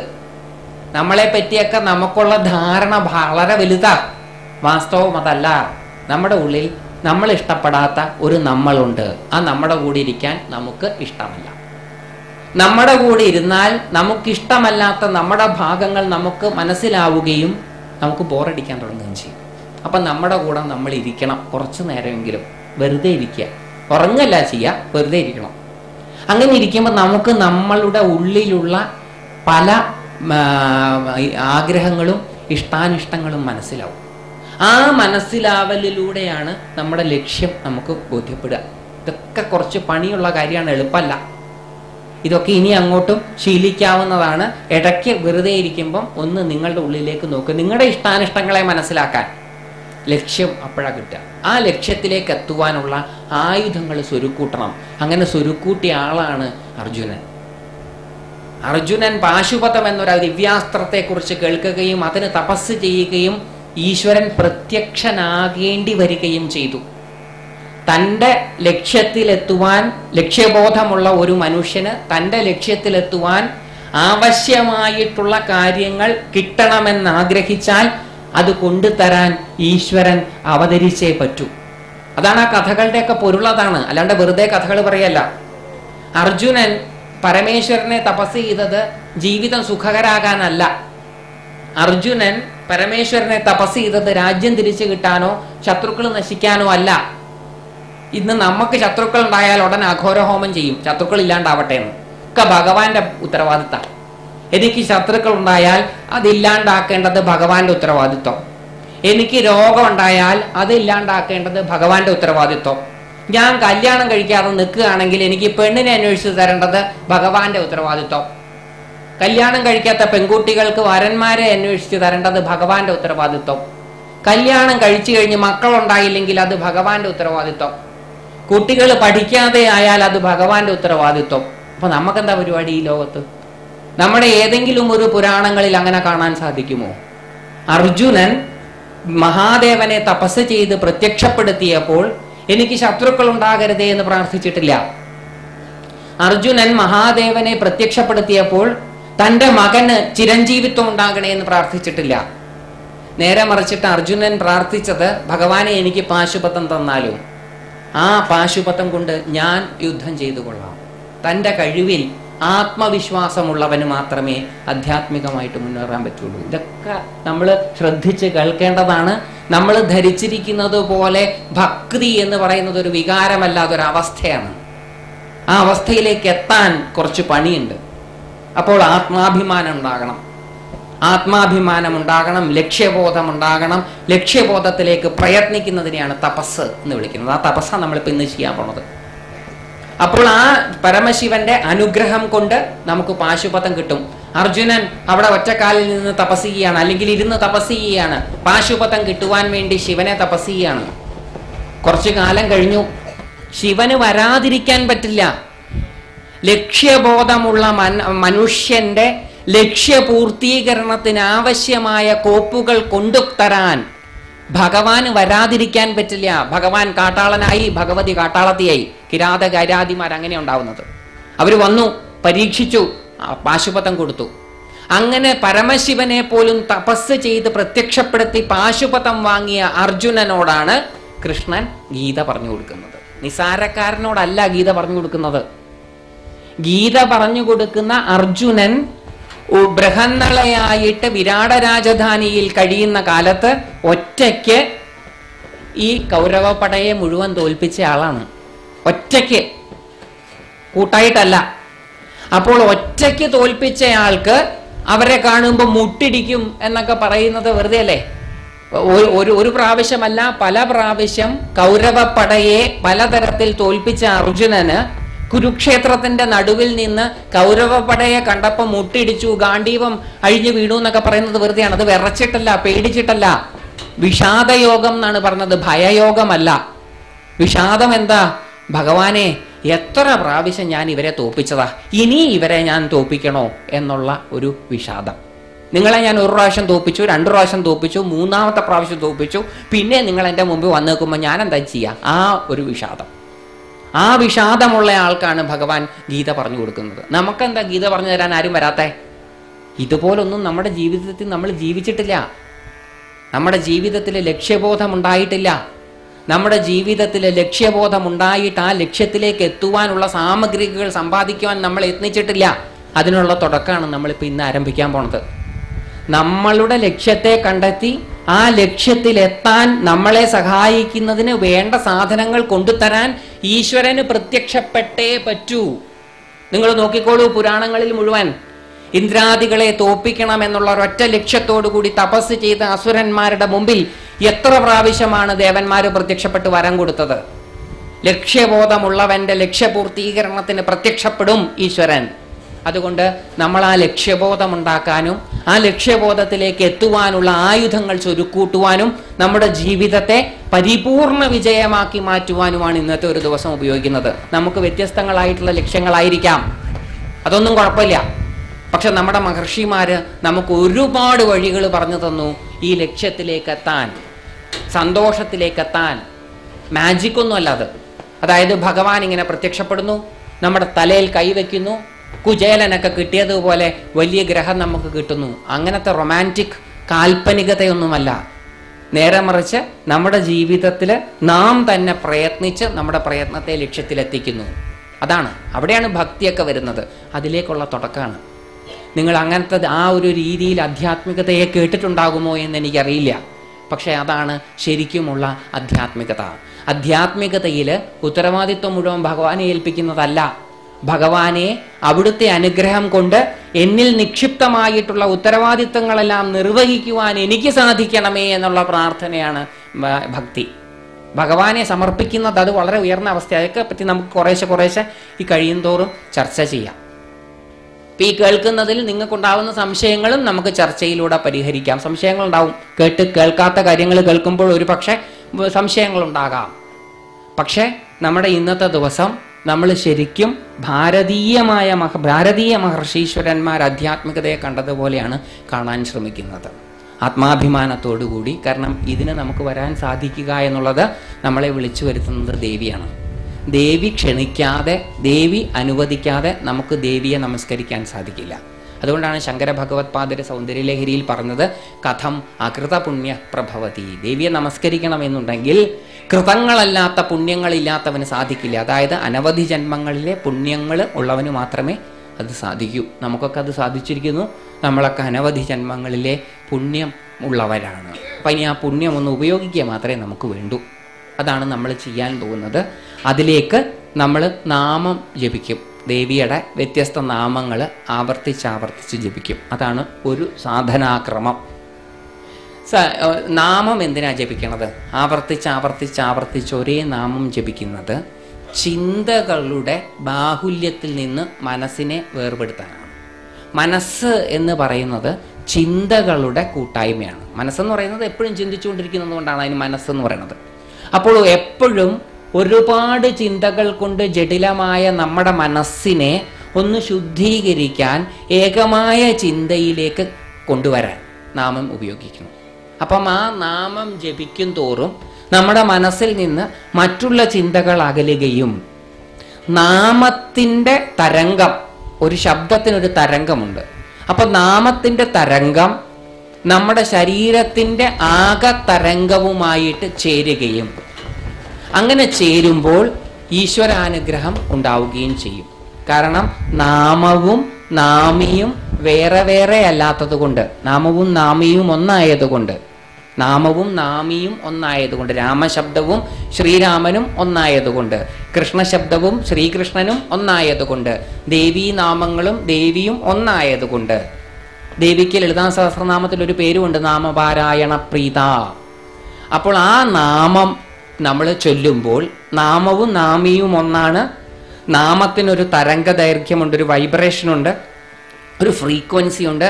നമ്മുടെ ശരീരത്തിനും ആകമാനം ഒരു ഫ്രീക്വൻസി ഉണ്ട്. നമ്മുടെ ശരീരത്തിലെ ഓരോ കോശവും ചലിച്ചുകൊണ്ടിരിക്കുകയാണ്. ആ ചലനം, ആ തരംഗങ്ങൾ മുഴുവൻ നമ്മൾ കണക്കിലെടുത്ത് നോക്കിയാൽ നമുക്കൊരാകമാന ഫ്രീക്വൻസി ഉണ്ടാവും. നമ്മുടെ ശരീരത്തിൻ്റെ ആകമാന ഫ്രീക്വൻസിയും നാമങ്ങളുടെ ഫ്രീക്വൻസിയും കൂടി മേർജ് ചെയ്യുമ്പോൾ, അതായത് പതുക്കെ ലയിച്ചു ചേരാൻ തുടങ്ങുമ്പോഴാണ് നമുക്ക് ഈശ്വരാനുഗ്രഹം ഉണ്ടാവുന്നത്. ഈശ്വരാനുഗ്രഹം അനിവാര്യമാണ്. നമ്മളുടെ പ്രയത്നം സഫലമാകണമെങ്കിൽ നമുക്ക് ഈശ്വരൻ്റെ അനുഗ്രഹം കൂടിയേ തീരൂ. ഈശ്വരാനുഗ്രഹം ഇല്ലാതെ ഒരു പ്രവൃത്തിയും പൂർണ്ണമാവുകയില്ല. ആ ഈശ്വരാനുഗ്രഹത്തിന് നമ്മളെ സഹായിക്കുന്നതാണ് നാമജപം. അങ്ങനെ നാമം ജപിച്ച് നമ്മുടെ ശരീരം ഈശ്വരാനുഗ്രഹ പൂർണ്ണമാകുമ്പോൾ നമ്മുടെ ജീവിതത്തിലുണ്ടാകുന്ന വിജയങ്ങളും നടക്കുന്ന അത്ഭുതകരമായിട്ടുള്ള സംഭവങ്ങളും നമ്മളെ അത്ഭുതപ്പെടുത്തും. ജീവിതത്തിൽ നാമമൊക്കെ ജപിച്ച് തുടങ്ങിക്കഴിയുമ്പം ഒരിക്കലും സംഭവിക്കില്ല, ഒരിക്കലും നടക്കില്ല എന്ന് വിചാരിച്ച കാര്യങ്ങളൊക്കെ നടക്കാൻ തുടങ്ങും. അങ്ങനെ ഒരിക്കലും നടക്കില്ല എന്ന് നമ്മൾ വിചാരിച്ചുറപ്പിച്ച സംഗതികളൊക്കെ നമ്മുടെ ജീവിതത്തിൽ നടക്കുമ്പം നമുക്ക് എന്തുണ്ടാവും? അത്ഭുതം ഉണ്ടാവും. ഇതെങ്ങനെയാണ് ഈശ്വര നടന്നത് എന്ന് അത്ഭുതം ഉണ്ടാവും. ആ അത്ഭുതത്തിൽ നിന്ന് ഉണ്ടാകുന്നതാണ് സ്തുതി. ആ അത്ഭുതമാണ് ഈശ്വരനെ സ്തുതിക്കാൻ നമ്മളെ പ്രേരിപ്പിക്കുന്നത്. അപ്പം നാമജപം, സ്തുതി. ഈ നാമജപത്തിൻ്റെയും സ്തുതിക്കും ഇടയിൽ, സ്തുതി നമ്മളിവിടെ 5-6 ദേവീദേവന്മാരുടെ നിങ്ങളുടെ പുസ്തകങ്ങളിൽ ആ സ്തുതികൾ ഉണ്ടാവും. അതിവിടെ ചൊല്ലാൻ പറഞ്ഞു തരും, അത് ഏറ്റു ചൊല്ലിയാൽ മതി. അപ്പം നാമജപവും സ്തുതിക്കും ഇടയിൽ ഒരു ധ്യാനം, അതിപ്പോൾ ചെയ്ത ധ്യാനമല്ല, വേറൊരു രീതിയിലുള്ള ധ്യാനം, ശ്വാസോച്ഛ്വാസവും നമ്മുടെ മനസ്സുമായിട്ട് ബന്ധപ്പെടുത്തിയിട്ടുള്ള ഒരു ധ്യാനം. ഉച്ചയ്ക്ക് ശേഷം ആഹാരം കഴിച്ചു കഴിഞ്ഞാൽ ഉറക്കം വരിക സ്വാഭാവികമാണ്. ആ ഉറക്കം വരുന്നതിനെ അതിജീവിക്കുവാനും നമുക്ക് സാധിക്കണം. എന്നാലേ നമ്മൾ മുന്നോട്ട് പോവുള്ളൂ. ലക്ഷ്യബോധത്തിലേക്ക് എത്തുവാൻ ശാരീരികമായിട്ടുള്ള ചില പ്രയാസങ്ങളെ മറികടന്നേ പറ്റുകയുള്ളൂ എന്നുള്ളത് കൊണ്ട് ഉച്ചയ്ക്ക് ശേഷം ഉറക്കം വരാൻ സാധ്യതയുണ്ട്. അപ്പം നമുക്ക് ശരിക്കും വേണമെങ്കിൽ ഉച്ചയ്ക്ക് ഒരു 2 മണിക്കൂർ റെസ്റ്റ് കൊടുത്തിട്ട് 4 മണിക്ക് തുടങ്ങായിരുന്നു. അപ്പം പക്ഷേ അത് ആധ്യാത്മിക സാധനയാവില്ല. ആധ്യാത്മിക സാധന എന്ന് പറയുമ്പം നമ്മളുടെ ശരീരത്തിനെയും മനസ്സിനെയും ഒക്കെ നമുക്ക് ഒരുമിപ്പിച്ച് കൊണ്ടുവന്ന് ശരീരത്തെയും നമുക്ക് ചെറുതായിട്ട് ജയിക്കാതെ പറ്റില്ല. അതുകൊണ്ടാണ് ഉച്ചയ്ക്ക് ശേഷം ആധ്യാത്മികമായ കാര്യത്തിൽ മുഴുകുക എന്നുള്ളതാണ് ഏറ്റവും വിഷമമുള്ളത്. അതിരാവിലെ ധ്യാനിക്കുവാനും നാമം ജപിക്കുവാനും എളുപ്പമാണ്. സന്ധ്യാസമയത്തും ധ്യാനിക്കുവാനും നാമം ജപിക്കുവാനൊക്കെ എളുപ്പമാണ്. ഉച്ചയ്ക്ക് മുമ്പും ഒരു പരിധി വരെ നാമം ജപിക്കുവാനും ധ്യാനിക്കുവാനും എളുപ്പമാണ്. ഉച്ച കഴിഞ്ഞിട്ട് അതങ്ങോട്ട് ചെയ്യാൻ കുറച്ച് പ്രയാസം തന്നെയാണ്. അപ്പം എപ്പോഴാണോ ഏറ്റവും പ്രയാസമായിട്ടുള്ളത് അപ്പോൾ ചെയ്യുക എന്നുള്ളതാണ് വിജയിക്കുവാനുള്ള വേറൊരു മാർഗം. അതുകൊണ്ടാണ് ഉച്ച സമയം തിരഞ്ഞെടുത്തത്. അല്ലെങ്കിൽ ഉച്ചയ്ക്ക് അറിയാൻ വയ്യാഞ്ഞിട്ടല്ല എല്ലാവർക്കും ഉറക്കം വരുമെന്ന്, അത് നമ്മളതിനെ മറികടക്കാൻ ശ്രമിക്കുകയാണ്. അതുകൊണ്ട് ഉച്ചയ്ക്ക് ശേഷവും ഇതേ കാര്യങ്ങളും പിന്നെ വിശദമായിട്ടുള്ള ചർച്ചകളും. പ്രഭാഷണം കുറവായിരിക്കും. കാരണം എത്രയോ പ്രഭാഷണം കേട്ടതാണ് നമ്മളില്ലേ, എത്ര കേട്ടതാണ്. നമുക്കിപ്പോൾ വളരെ കൃത്യമായിട്ട് അറിയാം എന്താ ചെയ്യേണ്ടത്, എന്താ ചെയ്യാൻ പാടില്ലാത്തതെന്നൊക്കെ. ചെയ്യാൻ പറ്റുന്നുണ്ടോ? പറ്റില്ല. ഇതൊക്കെ അറിഞ്ഞുകൊണ്ട് വലിയ കാര്യമൊന്നുമില്ല. അപ്പം അതുകൊണ്ട് ഭാഗവതമൊക്കെ എത്ര പ്രാവശ്യം കേട്ടതാണ്, വല്ല കാര്യമുണ്ടോ? പരീക്ഷിച്ച് ഒറ്റ പ്രാവശ്യം കേട്ടപ്പോഴത്തേക്കും അദ്ദേഹം മുക്തനായി. ഇവിടെ 70 പ്രാവശ്യം കഴിഞ്ഞു ഭാഗവതം കേൾക്കലും. ശങ്കരൻ പിന്നെയും തെങ്ങുമ്പോൾ തന്നെ എന്ന് പറഞ്ഞ പോലെയാണ്. അപ്പം കേട്ടതുകൊണ്ട് കാര്യമില്ല, അത് പകർത്താൻ സാധിക്കണം. ആ പകർത്തുന്നതാണ് നമ്മുടെ ഇന്നത്തെ. അതായത് ഒരു ഗ്ലാസ് അശ്രദ്ധയോടുകൂടി ഉപയോഗിക്കുമ്പോഴാണോ ശ്രദ്ധയോടുകൂടി ഉപയോഗിക്കുമ്പോഴാണോ കൂടുതൽ കാലം നിലനിൽക്കുക? ശ്രദ്ധയോടുകൂടി ഉപയോഗിക്കുമ്പോഴാണ്.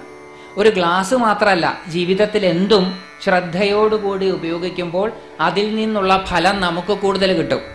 കുറച്ചും കൂടി നന്നായിട്ട് പറഞ്ഞാൽ, ശ്രദ്ധയോടുകൂടി ജീവിച്ചാൽ ജീവിതത്തിൽ നിന്ന് ഫലം കൂടുതൽ കിട്ടും.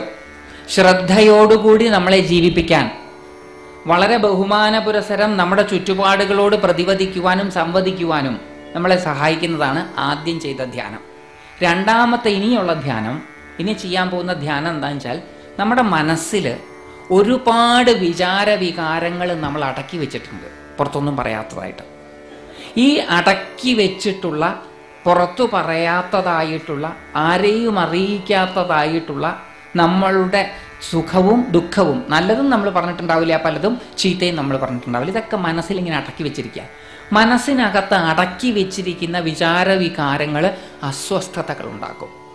നമ്മുടെ അസ്വസ്ഥതകൾക്ക് പലതിനും കാരണം നമ്മുടെ ഉള്ളിൽ നമ്മൾ അടച്ചു വെച്ചിരിക്കുന്ന പല വിചാരവികാരങ്ങളാണ്.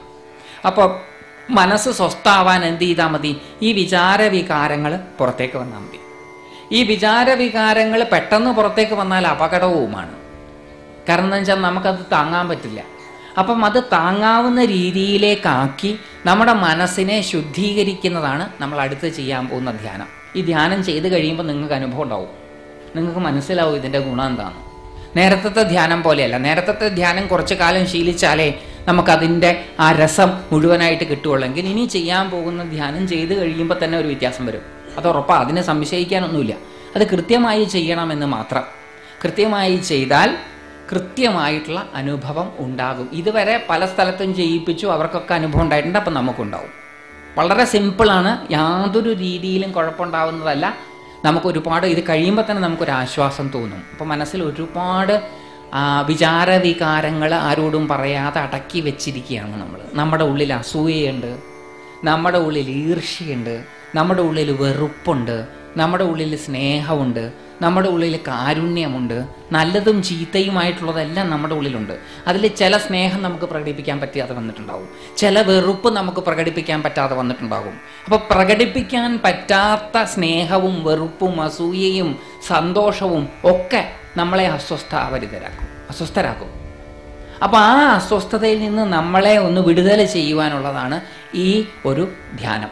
അപ്പോൾ ഈ ധ്യാനം ചെയ്യുന്നതോടുകൂടി മനസ്സ് സ്വസ്ഥമാവും. മനസ്സ് സ്വസ്ഥമായാൽ എന്താ ഗുണം? മനസ്സ് സ്വസ്ഥമായാൽ ചിന്ത കറക്റ്റായിരിക്കും. ചിന്ത കൃത്യമാകണമെങ്കിൽ, ശരിക്കും ചിന്തിക്കാൻ പറ്റണമെങ്കിൽ, ഒരു സാഹചര്യത്തിൽ എന്ത് ചെയ്യണമെന്ന് തീരുമാനിക്കാൻ പറ്റണമെങ്കിൽ മനസ്സിന് സ്വസ്ഥത ഉണ്ടാവണം. മനസ്സിന് സ്വസ്ഥത ഇല്ലാത്ത സമയത്ത് എടുക്കുന്ന തീരുമാനങ്ങളെല്ലാം അപകടത്തിൽ കൊണ്ട് ചാടിക്കും. അതുകൊണ്ട് മനസ്വസ്ഥത അനിവാര്യമാണ്. ആ മനസ്വസ്ഥതയ്ക്കാണ് നമ്മൾ ഇനി ചെയ്യുന്നത്. മനസ്വസ്ഥത മാത്രമല്ല ഇതുകൊണ്ട് കിട്ടാൻ പോണത്, ഒരുപാട് കാര്യങ്ങൾ കിട്ടും. ബാക്കി കാര്യങ്ങളെക്കുറിച്ച് നമ്മൾ അനുഭവിച്ചറിയുന്നതാണ് നല്ലതെന്നുള്ളത് കൊണ്ടാണ് ഇത്രയും പറയുന്നത്. ഇതിന് നമ്മൾ ചെയ്യാൻ പോകുന്നത് നമ്മുടെ ശ്വാസത്തെയാണ് നമ്മൾ ഉപയോഗിക്കാൻ പോകുന്നത്. ശ്വാസവും മനസ്സും തമ്മിലുള്ള അഭേദ്യമായിട്ടുള്ള ബന്ധത്തെയാണ് നമ്മൾ ഇനി ഉപയോഗിക്കാൻ പോകുന്നത്. ശ്വാസവും മനസ്സും തമ്മിൽ എന്താ ബന്ധം? നമുക്ക് ദേഷ്യം വരുമ്പം നമ്മുടെ ശ്വാസം വ്യത്യാസം വരും. ഇനി ശ്രദ്ധിച്ചിട്ടുണ്ടാവുമോ എന്ന് എനിക്കറിയില്ല. ദേഷ്യം വന്നാൽ നമ്മുടെ ശ്വാസോച്ഛ്വാസത്തിന് വ്യത്യാസം വരും. സങ്കടം വന്നാൽ ശ്വാസോച്ഛ്വാസത്തിന് വ്യത്യാസം വരും. സന്തോഷം വന്നാൽ ശ്വാസോച്ഛ്വാസത്തിന് വ്യത്യാസം വരും. അപ്പം നമ്മുടെ മനസ്സിൻ്റെ ഭാവങ്ങളും നമ്മുടെ ശ്വാസോച്ഛ്വാസവുമായിട്ട് അഭേദ്യമായിട്ടുള്ള ബന്ധമുണ്ട് എന്നുള്ളത് സംശയമില്ലാത്ത കാര്യമാണ്. നമ്മുടെ മഹർഷിമാർ പറയുന്നത്, സ്ഥൂലമായ മനസ്സാണ് ശ്വാസോച്ഛ്വാസം, സൂക്ഷ്മമായ ശ്വാസോച്ഛ്വാസമാണ് മനസ്സ്. മനസ്സും ശ്വാസോച്ഛ്വാസവും തമ്മിൽ ബന്ധമുണ്ട് എന്നുള്ളത് കൊണ്ടാണ് നമ്മളിനി ശ്വാസോച്ഛ്വാസത്തെ ഉപയോഗിക്കാൻ പോവാണ്. നമ്മളിപ്പോൾ ചെയ്യാൻ പോണത് ഇനി അതാണ്. ആദ്യം ചെയ്തത് 3 പ്രാവശ്യം ശ്വാസോച്ഛ്വാസം ചെയ്യുകയാണ്. ഇനി നമ്മൾ അതിൻ്റെ നമ്പർ കൂട്ടാൻ പോവാണ്. ദീർഘമായിട്ട് ശ്വസിക്കണം. ശ്വാസോച്ഛ്വാസം ദീർഘമായിട്ട് ശ്വസിക്കുക എന്ന് പറഞ്ഞാൽ കഴിയുന്നിടത്തോളം ശ്വാസം അകത്തോട്ടും എടുക്കണം, കഴിയുന്നിടത്തോളം ശ്വാസം പുറത്തേക്കും വിടണം. ഇതാണ് ദീർഘമായിട്ട് ശ്വസിക്കുക എന്ന് പറഞ്ഞാൽ. അവിടെ ശ്രദ്ധിക്കേണ്ടുന്ന 2 കാര്യമുണ്ട്. ശ്വാസം എടുക്കുന്ന സമയത്ത് എടുക്കാനൊന്നും പാടില്ല. വളരെ പതുക്കെ ശ്വാസം എടുക്കാൻ. മറ്റതിങ്ങനെ വലിച്ചങ്ങ് കേൾക്കില്ല, സൈക്കിള് പമ്പ് കാറ്റടിക്കുന്ന പോലെ അങ്ങനെയല്ല. ശബ്ദം ഉണ്ടാക്കാതെ വേണം എടുക്കാൻ. ഒന്നും വലിക്കൊന്നും വേണ്ട, പതുക്കെ വലിക്കാൻ പാടുള്ളൂ. അതേപോലെ തന്നെ വലിക്കുന്ന സമയത്ത് നെഞ്ചിങ്ങനെ വികസിപ്പിക്കാൻ, വിടുന്ന സമയത്ത് നെഞ്ചങ്ങനെ ചുരുക്കം വേണ്ട, ബലൂൺ പോലെ ആവരുത്. നെഞ്ചും കൂടെ അനങ്ങാൻ പാടില്ല. വയറെന്തായാലും അനങ്ങാതിരിക്കാൻ പറ്റില്ല. വയറ് കുറച്ച് അനങ്ങും, പക്ഷെ കഴിയുന്നതും ശരീരത്തിൻ്റെ ചലനം കൂടാതെ, നെഞ്ചനക്കാതെ, ശ്വാസത്തിൻ്റെ ശബ്ദം കേൾപ്പിക്കാതെ. അതാണ് നിശബ്ദ നിശ്ചലം എന്ന് പറഞ്ഞത്. ദീർഘമായിട്ട് നിശബ്ദമായിട്ട് കഴിയുന്നിടത്തോളം.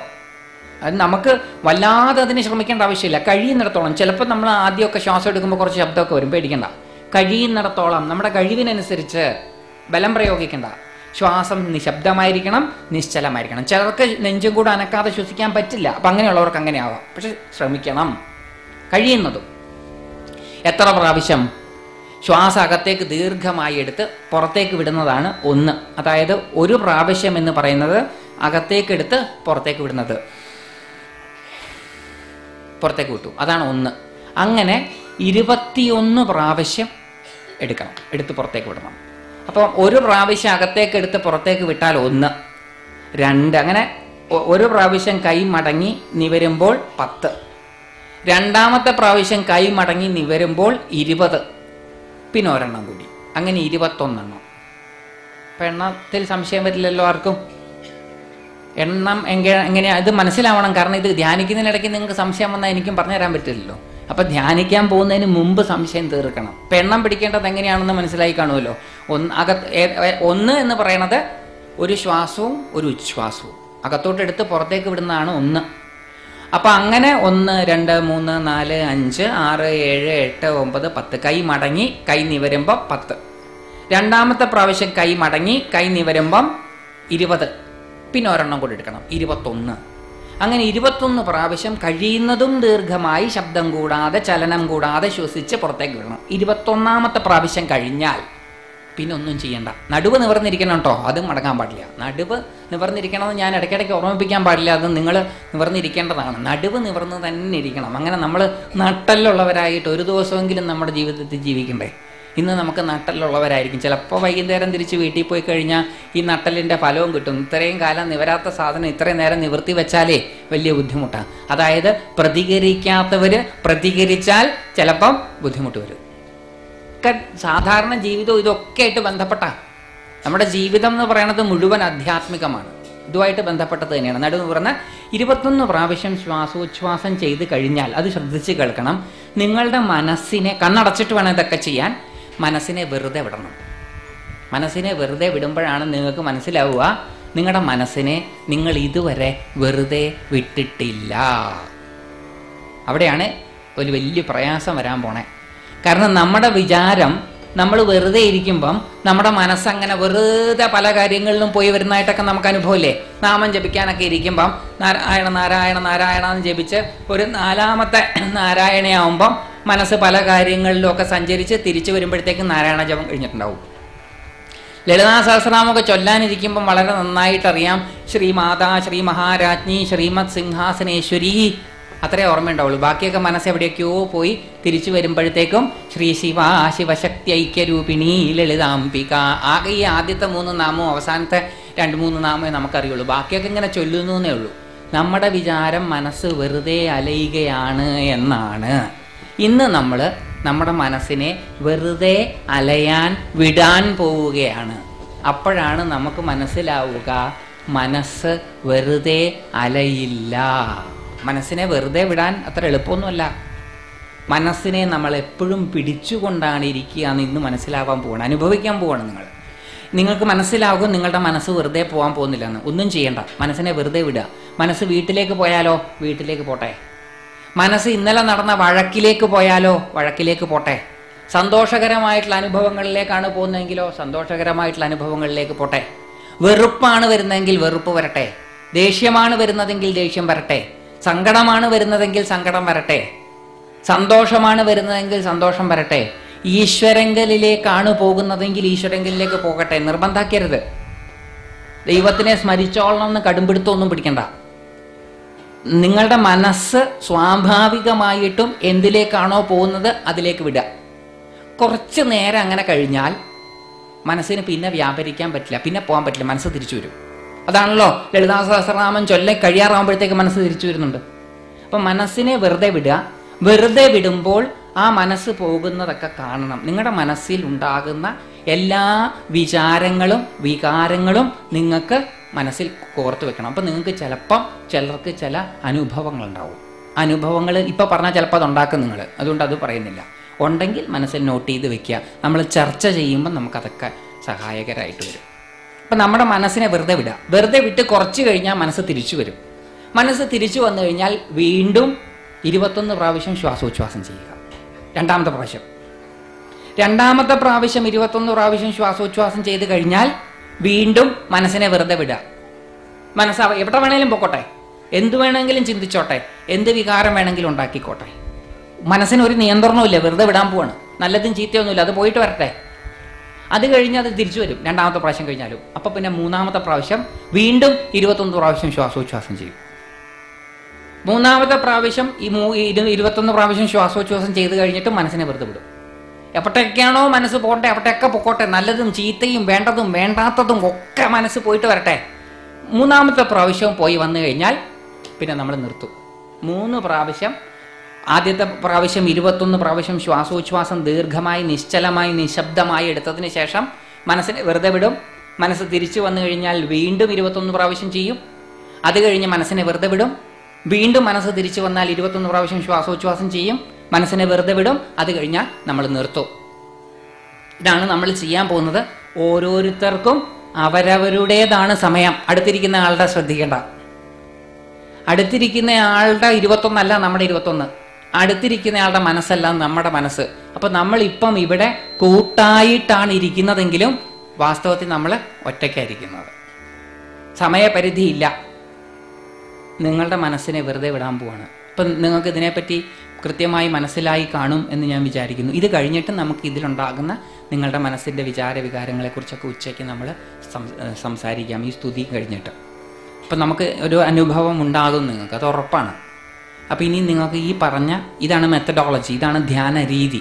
ഈ ധ്യാന രീതിയെക്കുറിച്ച് എന്തെങ്കിലും സംശയം ഉണ്ടെങ്കിൽ നിങ്ങൾക്ക് എന്നോട് ചോദിക്കാം. കാരണം നിങ്ങൾക്ക് ചെയ്തുകൊണ്ടിരിക്കുമ്പോൾ ചോദിക്കാൻ പറ്റില്ല. എന്തോ ഇരിക്കുന്നത് എങ്ങനെയായാലും മതി, എങ്ങനെ ഇരുന്നാലും കുഴപ്പമില്ല. നടുവ് നിവർന്നിരിക്കണം. ശരിക്കും തറയിലാണ് ഇരിക്കേണ്ടത്. പക്ഷേ തറയിലിരിക്കാൻ ബുദ്ധിമുട്ടുള്ളവർക്ക് കസേരയിലിരിക്കാം. തറയിലിരിക്കുന്നതാണ് ഉത്തമം. എന്താ കാര്യം വെച്ചാൽ ചമ്രം പടിഞ്ഞിരിക്കുമ്പം ഈ രക്തത്തിൻ്റെ താഴോട്ടുള്ള ഒഴുക്ക് കുറയും. രക്തത്തിൻ്റെ താഴോട്ടുള്ള ഒഴുക്ക് കുറയുമെങ്കിലും രക്തത്തിന് ഒഴുകാതിരിക്കാൻ പറ്റില്ല. അപ്പോൾ രക്തം താഴോട്ട് ഒഴുകുന്നതിന് പകരം എങ്ങോട്ടാണ് ഒഴുകുക? മുകളിലോട്ട് ഒഴുകും. അതായത് തലച്ചോറിലേക്കാണ് രക്തം കൂടുതൽ ചെല്ലുക. തലച്ചോറിലേക്ക് രക്തത്തിലൂടെ കൂടുതൽ ഓക്സിജൻ ചെല്ലും. തലച്ചോറിലെ ബുദ്ധികോശങ്ങൾ ഓക്സിജൻ കൊണ്ടാണ് ജീവിക്കുന്നത്.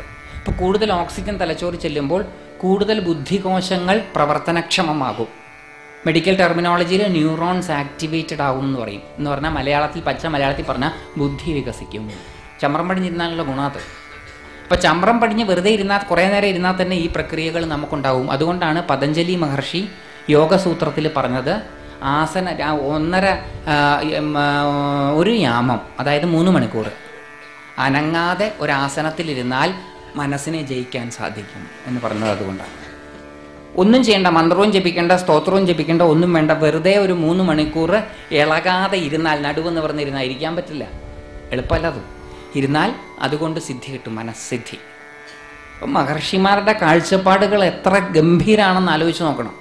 അപ്പം നമ്മൾ ഇന്ന് അത് പ്രയോഗിക്കാൻ പോവുകയാണ്. അല്ലറ ചില്ലറ ശാരീരിക പ്രശ്നങ്ങളൊക്കെ ഉണ്ടാവും. ചെറുതായിട്ട് നടുവ് വേദന എടുക്കും, അവിടെ മസിൽ വേദന എടുക്കും, വെറുതെ ഇരിക്കുന്ന സമയത്ത് നെഞ്ച് വേദന എടുക്കും, ഒക്കെ എടുക്കും. അതെല്ലാം എടുത്തോട്ടെ. ആ വേദനയെല്ലാം നിങ്ങൾ അനുഭവിക്കുക, ഒന്നും തടയാൻ പാടില്ല. ഞാൻ പറഞ്ഞത് നിങ്ങൾക്ക് മനസ്സിലായി കാണും എന്ന് ഞാൻ വിചാരിക്കുന്നു. മനസ്സിനെ നമ്മളെ ഇതുവരെ പഠിപ്പിച്ചത് മനസ്സിനെ നിയന്ത്രിക്കാനല്ലേ. എല്ലാവരും പറഞ്ഞു തന്നിട്ടുള്ളത് മനസ്സിനെ നിയന്ത്രിക്കാനാണ്. ഞാൻ നിങ്ങളുടെ മനസ്സിനെ വെറുതെ വിടാനാണ് പറയുന്നത്. ആ വെറുതെ വിടുന്നതിലൂടെ നമുക്കൊരു കാര്യം അനുഭവപ്പെടും. ഇനി എന്തെങ്കിലും സംശയമുണ്ടോ? എല്ലാവർക്കും മനസ്സിലായോ? കുട്ടികൾ ശ്വാസോച്ഛ്വാസം എടുക്കുമ്പോൾ സൂക്ഷിച്ച് മതി കേട്ടോ. നിങ്ങൾക്ക് എടുക്കാവുന്നത് എടുത്താൽ മതിയേ. 21 പ്രാവശ്യം ഒന്നും എടുത്തോളണമെന്നില്ല. വലിയവരോട് പറയുന്ന പോലെ അല്ല. നിങ്ങൾക്ക് മനസ്സിലായതെന്തോ അത് ചെയ്താൽ മതി. കൊച്ചുകുട്ടികൾ ഇപ്പം മുതിർന്നവർക്കൊക്കെ മനസ്സിലായിട്ടുണ്ട്. വലിയ വ്യത്യാസമൊന്നുമില്ല മുതിർന്നവരും ചെറിയ കുട്ടികളും തമ്മിൽ. എന്നാലും ചോദിച്ചു എന്നേ ഉള്ളൂ. നമ്മുടെ വിചാരം നമ്മൾ വളരെ മുതിർന്നവരാണ്, ഇവരൊക്കെ കൊച്ചു കുട്ടികളാണെന്നൊക്കെ. ഒക്കെ ഒരേ തോണിയിൽ സഞ്ചരിക്കുന്നവരാണ്. വലിയ വ്യത്യാസമൊന്നുമില്ല, പ്രായ വ്യത്യാസമൊന്നുമില്ല. വാസ്തവത്തിൽ ഒക്കെ ഒരേ ഏജ് തന്നെ. കയ്യുടെ കാര്യം പറയണോ? കൈ വല്ലതും ചോദിച്ചോ ആരെങ്കിലും? കയ്യെ വെറുതെ എന്തോ കൈവിരൽ എങ്ങനെ വേണേലും വെക്കാം.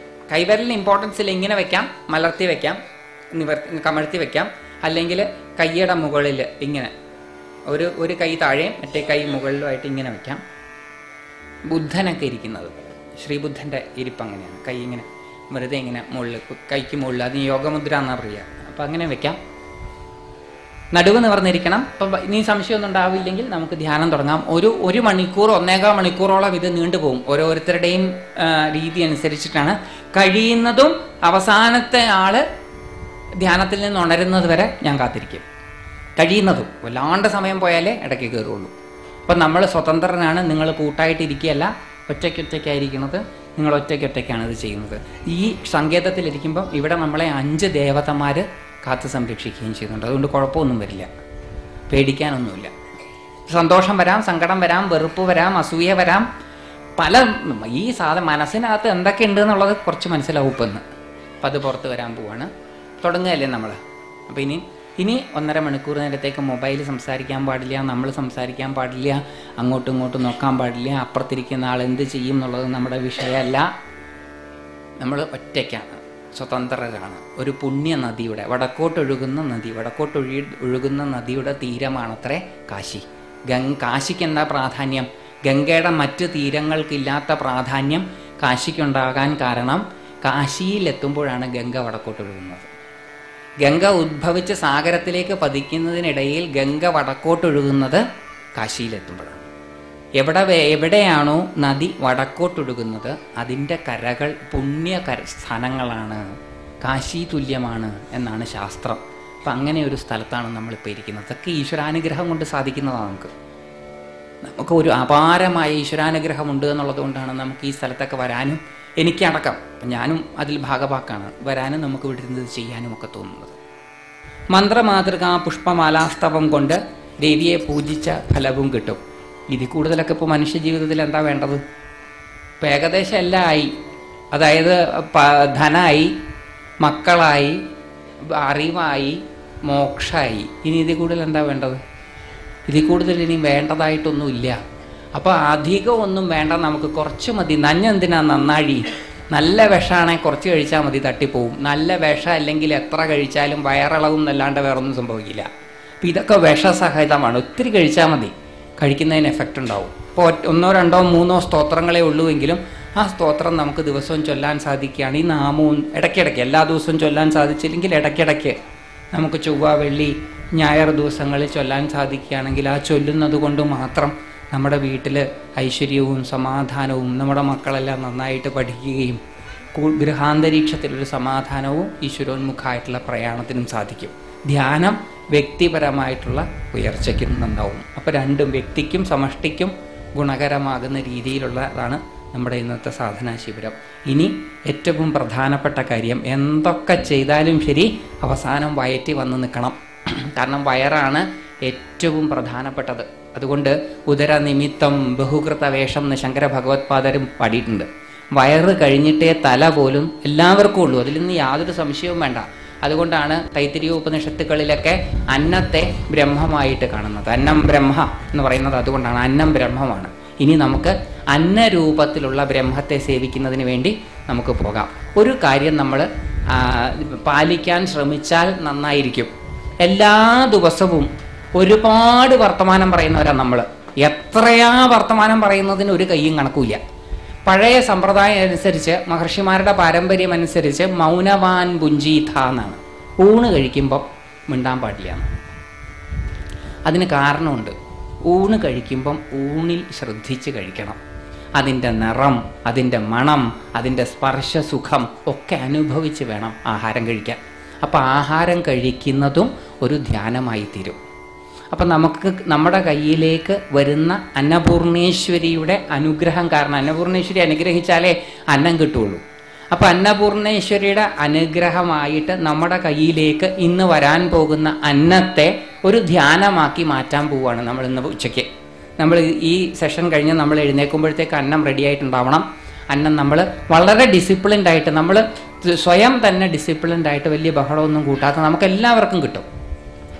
എൻ്റെ വിശപ്പാണോ മുമ്പ് നിൽക്കുന്ന ആളുടെ വിശപ്പാണോ ഏറ്റവും അധികം ഒന്നും അളക്കാൻ ഒരു ഉപായവും ഇല്ലാത്തത് കൊണ്ട് നമ്മളൊന്ന് ക്ഷമിക്കണം. കാരണം അയാൾക്കാണ് നമ്മളെക്കാൾ കൂടുതൽ വിശപ്പെങ്കിൽ അയാൾക്കല്ലേ കിട്ടേണ്ടത്. അപ്പോൾ നമുക്ക് അളക്കാൻ പറ്റാത്തതുകൊണ്ട് ധൃതി പിടിക്കാതെ ക്ഷമയോടുകൂടി ആഹാരം വാങ്ങി ആ ആഹാരം ആസ്വദിച്ച് കഴിക്കണം. അപ്പം മിണ്ടാൻ പാടില്ല. മിണ്ടാനൊക്കെ നമുക്ക് തോന്നും. മിണ്ടാൻ വല്ലാണ്ട് തോന്നുകയാണെങ്കിൽ മിണ്ടിക്കോളൂ, കുഴപ്പമൊന്നുമില്ല. പക്ഷെ കഴിയുന്നതും മിണ്ടാതെ ആഹാരം കഴിക്കുക. ആഹാരത്തിൻ്റെ തൊടുമ്പോൾ ഉള്ള രസം, കാണുമ്പോൾ ഉള്ള രസം, അതിൻ്റെ മണം, അത് നാക്കിലിടുമ്പോൾ ഉള്ള അതിൻ്റെ രുചി, 5 ഇന്ദ്രിയങ്ങളും ഉപയോഗിച്ച് ആഹാരം കഴിക്കുക. അപ്പോൾ ആഹാരം കഴിക്കുന്നതും ഒരു ധ്യാനമായി തീരും. ഇനി അടുത്തത് ആഹാര ധ്യാനത്തിലേക്കാണ്. അപ്പോൾ കഴിയുന്നതും മിണ്ടാതെ, നമുക്കങ്ങനെ ഒരു ശീലം വരണം. മൗനവാൻ ഭുഞ്ചീതാണ്, മിണ്ടാതെ കഴിക്കണം. അങ്ങനെ കഴിക്കാൻ നമുക്ക് പോവാം. കഴിച്ചു കഴിഞ്ഞാൽ നിങ്ങൾക്കൊന്ന് അങ്ങോട്ടും ഇങ്ങോട്ടും നടക്കുമോ, അതിൻ്റെ പ്രാഥമിക ആവശ്യങ്ങൾ വല്ലതും ഉണ്ടെങ്കിൽ അതൊക്കെ ചെയ്ത് കഴിഞ്ഞിട്ട് ഇവിടെ വന്നിരുന്നാൽ നമുക്ക് അടുത്ത സെഷൻ ആരംഭിക്കാം. അപ്പം അന്നസ്വരൂപിണിയായ ദേവിയെ ഭുജിച്ച് ധ്യാനിക്കുന്നതിന് വേണ്ടി അങ്ങനെ ദേവിയെ ഭുജിക്കുക ചെയ്യുക. രാമകൃഷ്ണ പരമഹംസരുടെ ഒരു സ്തോത്രമുണ്ട് കാളീദേവിയോട്. കാളിയോട് പറയുകയാണ്, ഒന്നുകിൽ നീ എന്നെ പിടിച്ചു തിന്നണം, അല്ലെങ്കിൽ ഞാൻ നിന്നെ പിടിച്ചു തിന്നും. രണ്ടിലേതെങ്കിലും ഒന്ന് സംഭവിക്കണം. അപ്പോൾ ഇനി നമ്മൾ ഇവിടെ ചെയ്യാൻ പോകുന്നത് ദേവീ സ്വരൂപത്തിലുള്ള അന്നത്തെ ഭക്ഷിക്കാൻ പോവുകയാണ്. അപ്പോൾ ആ ദേവി നമ്മളുടെ ശരീരത്തിലേക്ക് ചെല്ലുമ്പം ദേവി നമ്മളായി തീരും. നമ്മൾ ദേവിയായി തീരാൻ അന്നപൂർണേശ്വരിയുടെ വരദാനമായി കിട്ടുന്ന അന്നം കഴിക്കാൻ വേണ്ടി തൽക്കാലത്തേക്ക് നിർത്തുന്നു. മൗനവാൻ ഭുഞ്ചീഥ എന്നുള്ള പ്രമാണമനുസരിച്ച് കഴിയുന്നതും മിണ്ടാതെ ആഹാരം കഴിച്ച് നമ്മളിവിടെ വന്ന് ഇരിക്കാം. അത് കഴിഞ്ഞിട്ട് അടുത്ത സെഷൻ. നമസ്കാരം.